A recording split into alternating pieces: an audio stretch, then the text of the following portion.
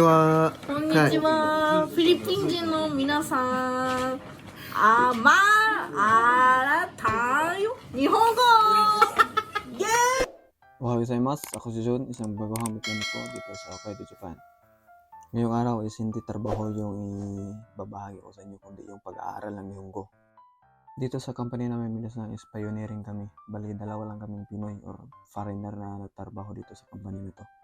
Alam naman natin no, na pag pioneering ka sa isang company is wala ka talaga mga senpai or mas nauna sa iyo na pwede mo mapagtanungan kung magka-problema ka sa Nihongo. Kundi ang sarili mo lang talaga.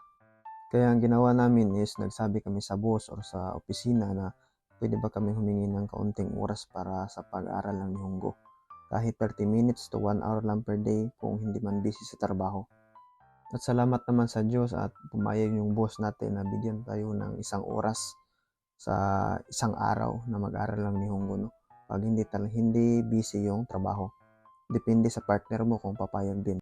Kasi hindi kami magkasama sa trabaho. Yung kasama ko is na-assign siya sa mga heavy equipment or mga truck. Tapos ako, doon naman ako sa maliliit na sasakyan. Tapos may partner kami na hapon. Depende din sa partner namin kung papayag o hindi. Bihira lang ang company na magbibigay ng ganito opportunity. No? Kaya lubos-lubosin na namin at malaking tulong na rin to sa pag-aaral namin ng Nihongo. Naong sa nagtuon be. してるんだって。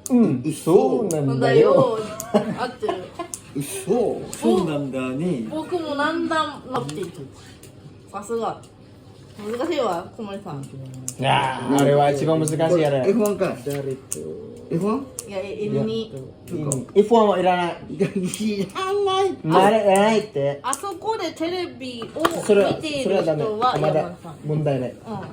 うん。オッケー。 At swerte naman kami sa mga kasama namin hapon kasi mga mababait talaga sila. Minsan tumutulong talaga sila sa pag-aaral namin ng Nihongo.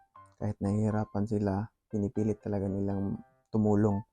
At yun nga, kahit hapon sila minsan may mga words pa rin na nasa libro na hindi talaga nila naintindihan. フィリピン人の皆さん、まあらな日本語バイバイ